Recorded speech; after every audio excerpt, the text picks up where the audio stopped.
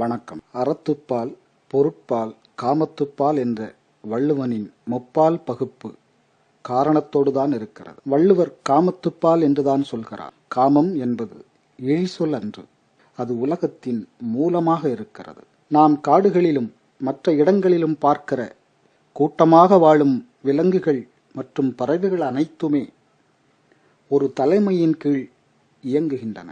தேன்கூட்டுக்குள்ளே ஒரு ராணி தேனீ இருக்கிறது. அதற்கு வேலை செய்யவும், உணவு சேகரிக்கவும், வெளிவந்த குஞ்சுகளை பராமரிக்கவும் என நிறைய தேனீ கூட்டம் அங்கே இருக்கிறது. கண்டம் விட்டு கண்டம் பறந்து செல்கிற பறவைகள் ஒரு தலைமை பறவையின் வழியேதான் பறந்து செல்கின்றன. குரங்குகள், புலிகள், யானைகள், இப்படி பல உயிர்களும் தலைமை என்ற ஒன்றை தொடர்ந்தே வாழ்கின்றன. ஒரு புது ராணி தேனீ கிடைத்துவிட்டால் புதிதாய் ஒரு தேன்கூடு பிறந்துவிடும். புலிக்கூட்டம் புதிதாய் ஒரு எல்லையை வகுத்துக் கொள்ளும் ஒரு புதிய தலைமையின் கீழே. இப்படி எல்லா விலங்குகளையும் போல மாந்தனும் ஒரு தலைவனின் வழிகாட்டுதலில் வாழும் ஒரு விலங்காகவே இருந்தான். கூட்டமாக வாழ ஆரம்பிக்கிற போது உணவு சேகரித்தல், வேட்டையாடுதல், பகிர்ந்துண்ணுதல், இடம்பெயர்தல், பாதுகாத்தல் போன்ற வேலைகளுக்கு ஒரு தலைமை தேவை என்றோ அல்லது தாமாகவே முன்வந்து ஒரு தலைமைக்கு கட்டுப்பட்டோ வாழ ஆரம்பிக்கிறான். இந்த தலைமையேற்கும் அல்லது ஒரு தலைமையை ஏற்றுக்கொள்ளும் பண்புதான் பல்வேறு இனக்குழுக்களாக இந்த மாந்தன் பிரிந்து வாழ காரணமாயிற்று. ஆனால் மனநே என்று தொல்காப்பியர் அழைத்த ஆறாம் அறிவு இவனை மற்ற விலங்குகளிடமிருந்து வேறுபடுத்தியது. மழை வரப்போகிறது என்று கோழிக்கும் எறும்புக்கும் தெரிந்துவிடும்.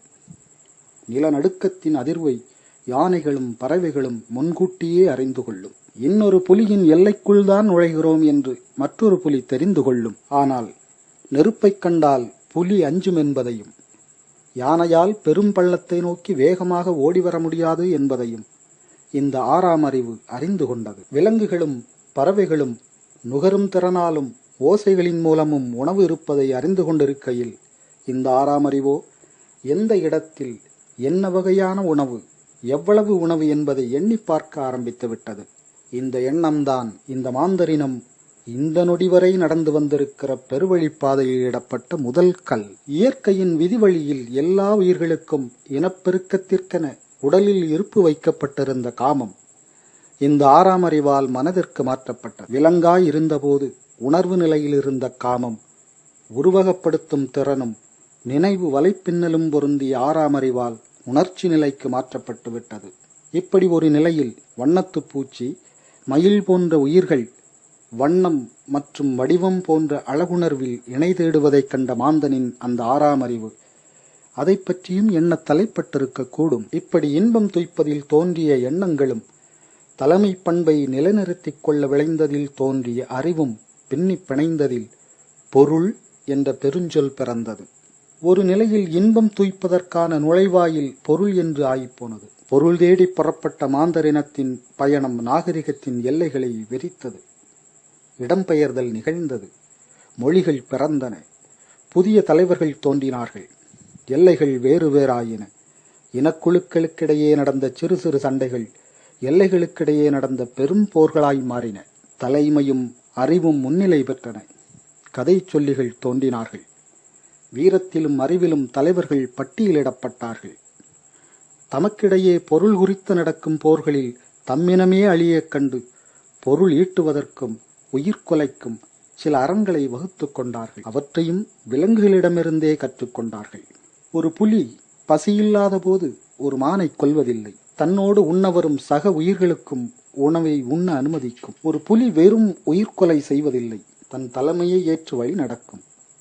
பெண் புலிகளை ஆண் புலிகள் பாதுகாக்கும். இந்த பண்புகளையெல்லாம் புலியிடமிருந்து எடுத்துக் கொள்ளப்பட்டது. சொல்லப்போனால் சோழர்களின் புள்ளி சின்னத்திற்கே இது காரணமாய் இருந்திருக்க கூடும். இணை சேரவோ இல்லை உணவை பகிர்ந்து கொள்ளும் போதோ சண்டையிடும் விலங்குகள் ஒன்றை ஒன்று கொலை செய்யும் நோக்கில் இருப்பதில்லை, துரத்துவதில்தான் நோக்கம் கொண்டிருக்கும். வல்லமையில்லாத விலங்கு தன் தோல்வியை உணர்ந்து நகர்ந்து சென்றுவிடும். இந்த விலங்கு பண்புகளையெல்லாம் அறமென மதித்து தன் அறிவில் இணைத்து எல்லா விலங்குகளின் ஒற்றை வடிவமாய் பல்லாயிரம் ஆண்டுகளாக நாகரிகத்தின் உச்சியை நோக்கி நகர்ந்து விட்டது மாந்தரினத்தின் ஒரு பெருங்கூட்டம். என்றோ இந்த கூட்டத்தில் இடம்பெயர்ந்து போன சில இனக்குழுக்கள் விலங்குகளோடும் நாடோடித்தன்மையோடும் இந்த கூட்டத்தோடு இணைந்துவிட வந்தது. இரண்டு வெவ்வேறு நிலையில் இருந்த மனிதர்களால் உடனடியாக இணைய முடியவில்லை. ஏற்கனவே நாம் பார்த்தோமே, தலைமை குணம் என்பது விலங்கு பண்பென்று. சொல்லப்போனால் இன்று வரை நாம் கடைபிடித்து வரும் பண்பும் கூட அதுதான். அது எல்லா மாந்தருக்கும் பொருந்தும். அதனால் அவர்களும் தலைமை ஏற்க தலைப்பட்டார்கள். நீண்ட நெடிய இந்த நாகரிக பயணத்தில் அவர்கள் குறுக்கு வழியில்தான் நுழைய வேண்டியிருந்தது. இந்த செய்கை இங்கே செம்மையாக நின்று கொண்டிருந்த வீரத்தின் மீதும் அறிவின் மீதும் அது சார்ந்து நின்ற அறத்தின் மீதும் நசிவை ஏற்படுத்தியது. பொருளுக்கும் இன்பத்திற்கும் குறுக்கு வழிகள் பிறந்து பல்லாயிரம் ஆண்டுகளாக வளர்ந்த அறம் நாகரிகம் சிதைவுற்றது. இப்படி சிதைந்து நின்ற சில நூற்றாண்டுகளில் தம் முன்னோர் வாழ்ந்த வாழ்க்கையையும் நடந்து வந்த பாதையையும் மறந்து போன ஒரு கூட்டத்தின் நடுவே பல்லாயிரம் ஆண்டு வாழ்க்கையின் சாற்றை வடித்தெடுத்து வாழும் வழி சொல்லி இன்னும் பல்லாயிரம் ஆண்டுகளுக்கு வாழப்போகிற மாந்தர்களுக்காகவும் வைத்துவிட்டு போகிறார் வள்ளுவர். அறத்தை மட்டும் இல்லை, பொருளையும் சேர்த்து சொல்லிவிட்டு போயிருக்கலாமே என்று கூட நமக்கு தோன்றும். யார் என்ன சொன்னாலும் இன்பம் துய்ப்பது முடிவு என்று ஆனபோது ஆண் பெண் இருவருமே பொருள் தேடுவது வேலையாகிவிடுகிறது. இது எல்லா காலத்திற்கும் பொருந்தும். எல்லா உயிர்களுக்கும் வாழ வகை செய்யப்பட்ட இந்த உலகத்தில் இன்பத்திற்கும் பொருளுக்குமாய் நடக்கிற போராட்டங்களில் அறம் அழிந்து போனால் பல்லுயிர் வாழ்க்கை சிதைவுற்று இந்த பூவுலகே தன் நிலை மாறி தடுமாறிவிடும் ஆபத்து இருக்கிறது.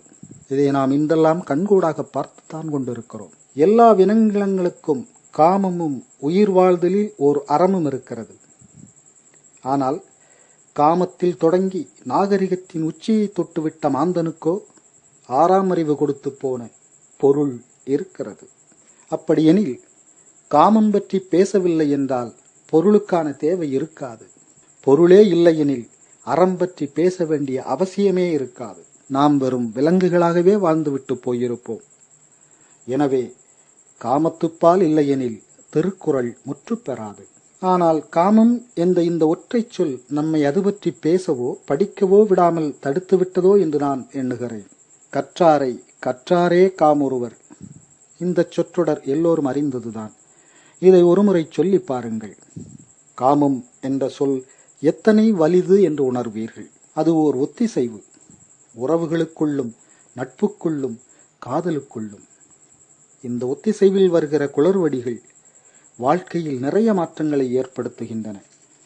சில வேளைகளில் உலக வரலாற்றின் போக்கு கூட இந்த காமத்தின் பிறழ்ச்சியால் தடம் மாறிப் போயிருக்கிறது. காமத்தில் தொடங்கி பொருள் கொண்டு அறம் சார்ந்து நாகரிகத்தின் உச்சியிலிருந்து வீழ்ந்தபோதுதான் வள்ளுவர் திருக்குறளை செய்கிறார். பல்லாயிரம் ஆண்டுகளாக அறத்தோடு பொருள் சேர்த்து இன்பம் துய்த்து வாழ்ந்த முன்னோர் வாழ்க்கையை மீண்டும் நினைவுபடுத்தித்தான் அறம் பொருள் காமம் என்று வரிசைப்படுத்துகிறார். வெறும் எம் இன வரலாற்றை மட்டுமே வள்ளுவர் எழுத புகுந்திருந்தால் ஒருவேளை காமம் பொருள் அறம் என்று மாந்தரினம் வளர்ந்து வந்த பாதையின் வரிசையில் கூட குறளை சொல்லியிருக்கக்கூடும். எது எப்படி எனினும் உயிர்களிடத்தில் காமம் தவிர்க்க முடியாதது. திருக்குறளில் காமத்துப்பால் தவிர்க்கவே முடியாதது.